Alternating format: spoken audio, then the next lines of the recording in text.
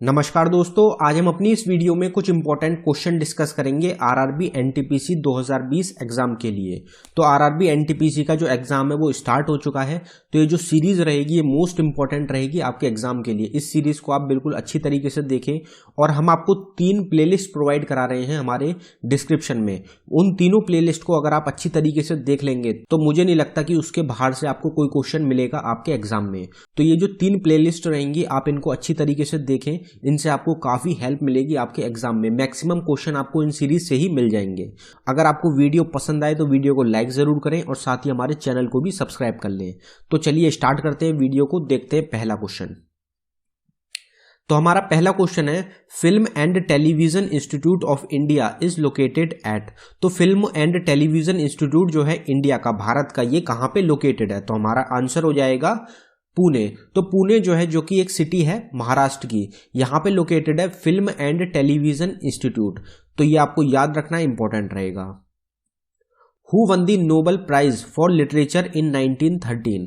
तो Nobel prize most important रहता है, जरूर क्वेश्चन मिलेगा नोबेल प्राइज के ऊपर। तो करंट टाइम के नोबेल प्राइज विनर, 2019 के नोबेल प्राइज विनर, और ये जो कुछ इंपॉर्टेंट रहते हैं, कुछ इंपॉर्टेंट ईयर्स रहते हैं जिनमें कि नोबेल प्राइज दिए गए थे, वो सब आपको याद रखने, काफी एग्जाम में पूछे जाते हैं। तो नोबेल प्राइज किसको मिला था लिटरेचर के लिए 1913 में? तो हमारा आंसर हो जाएगा रविंद्रनाथ टैगोर। तो यहाँ पे बात हुई है रविंद्रनाथ टैगोर की, इसलिए ये क्वेश्चन इंपॉर्टेंट रहेगा कि नोबेल प्राइज दिया गया था लिटरेचर के लिए 1913 में रविंद्रनाथ टैगोर को। आपको ईयर जरूर याद रखना है, 1913 में मिला था नोबेल प्राइज रविंद्रनाथ टैगोर को। अगला क्वेश्चन देखते हैं, विच of the following newspapers was founded by Mahatma Gandhi in south Africa in 1903। यहां आपसे कोई भी ईयर नहीं पूछेगा, ये ईयर जो होगा यहां नहीं पूछा जाएगा। आपको बस न्यूज़पेपर याद रखने हैं कि महात्मा गांधी ने साउथ अफ्रीका में कौन सा न्यूज़पेपर था जो कि फाउंड करा था। तो हमारा आंसर हो जाएगा इंडियन ओपिनियन। इंडियन ओपिनियन जो था ये एक न्यूज़पेपर था जो कि फाउंड करा गया था महात्मा गांधी के द्वारा साउथ अफ्रीका में। अब कितने न्यूज़पेपर्स हैं जो कि फाउंड करे गए थे महात्मा गांधी के द्वारा, वो सारे न्यूज़पेपर्स आपको याद रखने हैं क्योंकि वो एग्जाम में पूछे जाते हैं। तो एक तो हमारा आंसर ही होगा कि एक तो न्यूज़पेपर महात्मा गांधी के द्वारा करा गया था इंडियन ओपिनियन, एक न्यूज़पेपर था हरिजन, ये 2 न्यूज़पेपर हो गए, एक था यंग इंडिया और एक था नवजीवन। ये 4 न्यूज़पेपर थे जो कि पब्लिश करे गए थे, फाउंड करे गए थे महात्मा गांधी के द्वारा। चारों के ऊपर एग्जाम में क्वेश्चन पूछे जाते हैं, तो आपको जरूर याद रखना है, इंपॉर्टेंट रहता है। अगला क्वेश्चन देख लेते हैं हमारा, the first cricket club of India was established in dash. तो भारत का जो पहला क्रिकेट क्लब था ये कौन से साल में एस्टेब्लिश करा गया था और कहां पे किया गया था? तो हमारा आंसर हो जाएगा 1792 में कैलकाटा में। तो 1792 में भारत का पहला क्रिकेट क्लब एस्टेब्लिश करा गया था और ये कहां पे किया गया था? कैलकाटा के अंदर। कैलकाटा के अंदर एस्टेब्लिश हुआ था भारत का पहला क्रिकेट क्लब। ये 2 क्वेश्चन बनते हैं अलग अलग, कोई सा भी आपसे पूछा जा सकता है। Ozone layer prohibits from. तो ओजोन लेयर जो होती है वो हमको किससे बचाती है? कौन सी रेडिएशन होती है जिससे वो हमको बचाती है? बेसिक क्वेश्चन है, बिल्कुल आपको आंसर पता ही होगा। अल्ट्रावायलेट रेडिएशन जो होती है इससे बचाती है ओजोन लेयर हमको। तो ये आपको याद रखना है। ओजोन लेयर जो होती है, जो अल्ट्रावायलेट रेज आती है सूरज से, उसको रोकती है जिससे कि वो हम तक नहीं पहुंच सके। जो अल्ट्रावायलेट रेज होती हैं ये कैंसर का काम करती हैं, ह्यूमन बॉडी पे जो स्किन कैंसर होता है उसको डेवलप करती हैं। तो ये आपको याद रखना है कि अल्ट्रावायलेट रेज को रोका जाता है ओजोन लेयर के द्वारा। Which of the following ruler is known for Junagadh rock inscriptions? तो इंस्क्रिप्शंस काफी इंपॉर्टेंट रहते हैं, सभी इंपॉर्टेंट रहते हैं। जूनागढ़ रॉक इंस्क्रिप्शन जो है ये किसके, कौन से रूलर के बारे में बताता है? तो हमारा आंसर हो जाएगा रुद्रदमन फर्स्ट। रुद्रदमन फर्स्ट जो है इनके बारे में बताया गया है जूनागढ़ रॉक इंस्क्रिप्शन पे। रॉक इंस्क्रिप्शंस होते हैं जिनमें कुछ स्पेसिफिक राजाओं के बारे में लिखा हुआ है, तो ये काफी इंपॉर्टेंट रहते हैं। बाकी और भी इंस्क्रिप्शंस हैं तो ये सब एग्जाम में पूछे जाते हैं। Who was the first speaker of Lok Sabha? तो लोकसभा के पहले स्पीकर कौन थे? तो अभी जो पीछे 28 तारीख की शिफ्ट रही है उसमें क्वेश्चन आया था कि 17वें लोकसभा स्पीकर कौन है। तो 17वें लोकसभा स्पीकर कौन है? अभी जो प्रेजेंट टाइम में हमारे स्पीकर हैं ओम बिरला, वो अभी प्रेजेंट टाइम में लोकसभा स्पीकर हैं। तो आपको वो भी याद रखना है कि प्रेजेंट टाइम में ओम बिरला है 17वें लोकसभा स्पीकर। पहले लोकसभा स्पीकर कौन थे? तो वो हो जाएंगे जीवी मावलंकर। जीवी मावलंकर जो हैं ये पहले लोकसभा स्पीकर थे। तो पहले और प्रेजेंट टाइम के ये दोनों आपको हर चीज के याद रखने हैं। Who is known as the father of economics. Basic question काफी बार डिस्कस कर चुके हैं। फादर ऑफ इकोनॉमिक्स किसको कहा जाता है, तो हमारा आंसर हो जाएगा एडम स्मिथ। एडम स्मिथ जो है इनको फादर ऑफ इकोनॉमिक्स के नाम से भी जाना जाता है। विच of the following is the capital of Ethiopia. तो कैपिटल सबसे इंपॉर्टेंट रहेगी। पीछे जो 28 तारीख की दोनों शिफ्ट रही हैं, दोनों शिफ्ट में एक एक क्वेश्चन पूछा गया है कैपिटल के ऊपर। तो कैपिटल आपको याद रखनी है कंट्रीज की। तो इथोपिया जो कंट्री है इसकी कैपिटल क्या रहेगी, तो हमारा आंसर हो जाएगा एडिस अबाबा। एडिस अबाबा जो है ये कैपिटल रहेगी इथोपिया कंट्री की। ये क्वेश्चन आपको जरूर मिलेगा आपके एनटीपीसी के एग्जाम में। जो एनटीपीसी के एग्जाम चल रहे हैं इसमें ये क्वेश्चन जरूर आएगा। अगला क्वेश्चन देखते हैं हमारा। Mount Etna is a famous volcano which is located in dash. तो माउंट इटना जो है ये एक फेमस वॉल्केनो है। ये कौन सी कंट्री का वॉल्केनो है, तो हमारा आंसर हो जाएगा इटली। तो इटली जो कंट्री है वहां का एक फेमस वॉल्केनो रहता है जो कि काफी चर्चा में भी रहा था पीछे, जिसका नाम रहेगा माउंट इटना। तो ये आपको नाम याद रखना है। अगला क्वेश्चन देखते हैं। Which is the largest coffee producing state of India. तो सबसे ज्यादा प्रोड्यूस करने वाली कॉफी कौन सी स्टेट है हिंदुस्तान की, तो हमारा आंसर हो जाएगा कर्नाटका। कर्नाटका जो है सबसे बड़ी स्टेट है हिंदुस्तान की कॉफी प्रोड्यूसिंग। अब आपको पता होना चाहिए कि कर्नाटका स्टेट जो है इसमें करीबन 72% कॉफी प्रोडक्शन होती है हिंदुस्तान की। तो सबसे ज्यादा क्या बहुत ही बड़ी मात्रा में प्रोडक्शन होती है कर्नाटका के अंदर कॉफी की। तो ये आपको जरूर याद रखना है। और कर्नाटका से बाहर भी एक्सपोर्ट करा जाता है कॉफी का। जो अच्छी क्वालिटी की कॉफी होती है वो भी प्रोड्यूस होती है कर्नाटका स्टेट में। अगला क्वेश्चन देखते हैं।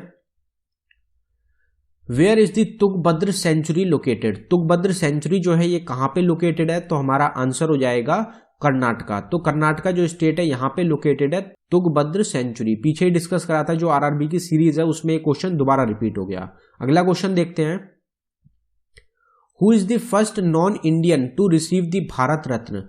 काफी बार ये क्वेश्चन रिपीट हो चुका है हमारे चैनल पे ही कि पहले नॉन इंडियन कौन थे जिनको भारत रत्न मिला था, तो हमारा आंसर हो जाएगा खान अब्दुल गफार खान। खान अब्दुल गफार खान जो है इनको फ्रंटियर गांधी के नाम से भी जाना जाता था। ये जो है ये एक पाकिस्तानी है जिनको कि भारत रत्न अवार्ड से सम्मानित किया गया था। तो ये बात आपको याद रखनी है खान अब्दुल गफार खान से। When did Mother Teresa win the Nobel peace prize. तो यहां फिर नोबेल प्राइज के ऊपर क्वेश्चन आ गया कि मदर टेरेसा को कब मिला था। पीछे आया था रविंद्रनाथ टैगोर के बारे में। तो ये कुछ स्पेसिफिक पर्सनैलिटीज जो हैं इनके आपको ईयर जरूर याद रखने हैं कि इनको कौन से साल में नोबेल प्राइज मिला था या फिर कोई और प्राइज मिला था। तो मदर टेरेसा को नोबेल पीस प्राइज कौन से साल में दिया गया था, तो हमारा आंसर हो जाएगा 1979 में। 1979 में दिया गया था प्राइज मदर टेरेसा को Nobel prize. The Chauri Chaura incident in 1922 was happened in which state. तो आपको यहाँ पे ईयर भी याद रखना है। चौरा चोरी इंसिडेंट जो हुआ था ये हुआ था 1922 में। ये आपको जरूर याद रखना है कौन सी स्टेट में हुआ था, तो हमारा आंसर हो जाएगा उत्तर प्रदेश। उत्तर प्रदेश जो स्टेट है इंडिया की यहाँ पे हुआ था चौरा चोरी इंसिडेंट 1922 में। आपको ईयर जरूर याद रखना है बस। Who invented barometer. बैरोमीटर किसके द्वारा इन्वेंट करा गया था, तो हमारा आंसर हो जाएगा ई टॉरिस्ली। ई टॉरिस्ली जो है इनके द्वारा इन्वेंट करा गया था बैरोमीटर का इन्वेंशन। अब इन्वेंशन और डिस्कवरी के ऊपर भी एक क्वेश्चन जरूर पूछा जा रहा है आपके एग्जाम में। 28 तारीख की दोनों शिफ्ट में डिस्कवरी और इन्वेंशन के ऊपर एक एक क्वेश्चन पूछा गया है। तो आगे आने वाले जो आपके एग्जाम रहेंगे इनमें भी चांस ज्यादा रहेगा इन्वेंशन और डिस्कवरी के ऊपर एक क्वेश्चन पूछे जाने की। तो इसी तरीके से आप टॉपिक्स तैयार करते रहें जिससे कि आपको आपके एग्जाम में मदद मिले। जो डिस्क्रिप्शन में हमने 3 प्लेलिस्ट के लिंक डाले हैं उन प्लेलिस्ट को अच्छी तरीके से याद कर लें आप, काफी मदद मिलेगी आपको। अगला क्वेश्चन देखते हैं हमारा। Mohiniattam is the folk dance of which state. Mohiniattam कौन सी स्टेट का एक पॉपुलर फोक डांस है, तो हमारा आंसर हो जाएगा केरला। केरला स्टेट का एक फेमस डांस फॉर्म रहता है Mohiniyattam. Namdapha national park is located in which state. Namdapha national park जो है ये इंडिया की कौन सी स्टेट में है, तो हमारा आंसर हो जाएगा अरुणाचल प्रदेश। अरुणाचल प्रदेश स्टेट में लोकेटेड है नामदफा नेशनल पार्क। आपका जो एग्जाम होगा उसमें आपको नेशनल पार्क के ऊपर भी क्वेश्चन मिल सकते हैं। नेशनल पार्क्स काफी पूछे जा रहे हैं एग्जाम्स में, तो आपको नेशनल पार्क की जो सेपरेट वीडियो है वो जरूर देखनी है। उसमें जितने भी इंपॉर्टेंट नेशनल पार्क्स हैं वो कौन सी स्टेट में है ये आपको याद रखना है। अगला क्वेश्चन देखते हैं। Golden fibre revolution is related to dash. Golden fibre revolution जो होता है ये किस चीज के प्रोडक्शन से रिलेटेड होता है? तो हमारा आंसर हो जाएगा जूट प्रोडक्शन। तो जूट जो होता है उसके प्रोडक्शन से रिलेटेड होता है golden fibre revolution. World water day is observed on. World water day कब सेलिब्रेट करा जाता है या ऑब्जर्व किया जाता है? तो हमारा आंसर हो जाएगा 22 मार्च। तो 22 मार्च को हर साल ऑब्जर्व किया जाता है वर्ल्ड वाटर डे को। डे इंपॉर्टेंट रहेंगे, एक क्वेश्चन जरूर आएगा डेज के ऊपर भी। Which scientist gave the theory of matter. तो एटॉमिक थ्योरी ऑफ मैटर किसके द्वारा दी गई थी? कौन से साइंटिस्ट थे जिन्होंने थ्योरी दी थी एटॉमिक थ्योरी ऑफ मैटर? तो हमारा आंसर हो जाएगा डेल्टन। डेल्टन जो है इनके द्वारा थ्योरी दी गई थी एटॉमिक थ्योरी ऑफ मैटर।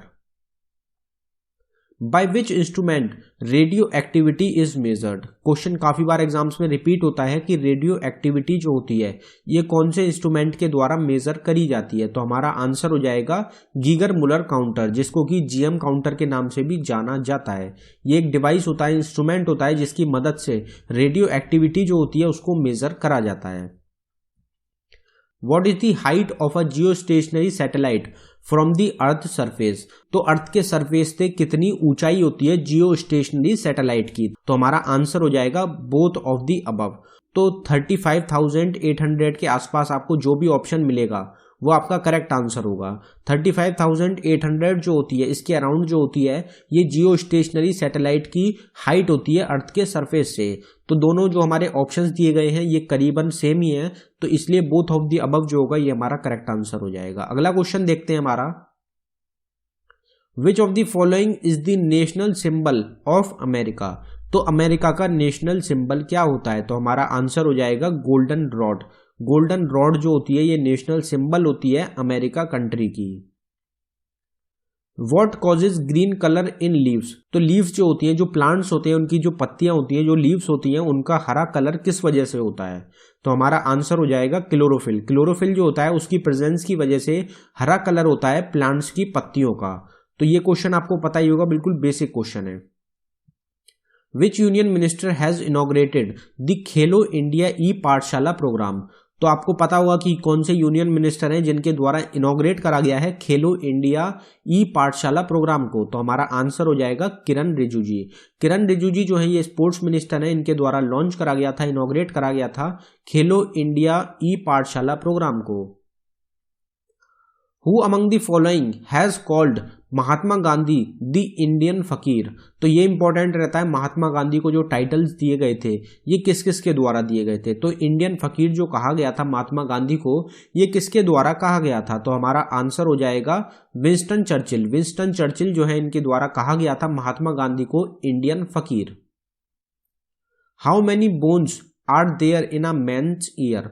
तो हमारे जो कान होते हैं उनमें कितनी हड्डियां होती हैं? तो हमारा आंसर हो जाएगा 6। टोटल 6 हड्डियां होती हैं हमारे कान में। तीन हड्डियां जो होती हैं वो प्रेजेंट होती हैं एक कान में, तो दोनों कान में हो गई टोटल 6 हड्डियां। अगर आपसे पूछा जाए कि कितनी हड्डियां होती हैं ह्यूमन के एक कान में, तो आपका आंसर हो जाएगा 3। और अगर दोनों ईयर की बात करी जा रही है तो आपका आंसर रहेगा 6। अब आपको एक बात याद रखनी है कि स्टेप्स जो होती है ये हड्डी प्रेजेंट होती है हमारे कान में, जो कि सबसे छोटी हड्डी होती है। एग्जाम में पूछा जाता है कि सबसे छोटी हड्डी कौन सी होती है हमारी बॉडी की, तो वो हो जाएगी स्टेप्स, जो कि प्रेजेंट होती है हमारे ईयर्स में। सबसे बड़ी हड्डी कौन सी होती है? तो वो हो जाएगी फेमर, जो कि थाई बोन भी होती है हमारे प्रेजेंट होती है थाइज में। अगला क्वेश्चन देखते हैं।